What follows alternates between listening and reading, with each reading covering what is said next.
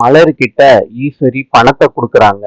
மலரு, எனக்கு வேண்டாம், என் போஸ் தான் எனக்கு முக்கியம், என் காதல் தான் எனக்கு முக்கியம்னு ஈஸ்வரி கிட்ட பணத்தை கொடுத்துட்டு போறாங்க. இப்ப ஈஸ்வரி சொல்றாங்க போஸ் கிட்ட, சித்ரா கிட்டையும், நீங்க அவ பின்னாடியே போங்கன்னு.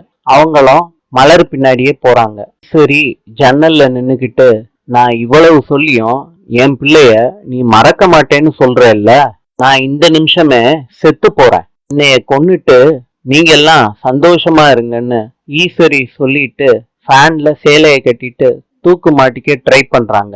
மலரு, போஸ், சித்ரா ஜன்னலுக்கு வெளியே நின்னுக்கிட்டு கத்துறாங்க. மலரு சொல்றாங்க, இல்லம்மா சாகாதீங்கம்மான்னு. ஈஸ்வரி, நீ என்னடி சொல்றது, நான் சாகதான் போறேன்னு சொல்றாங்க.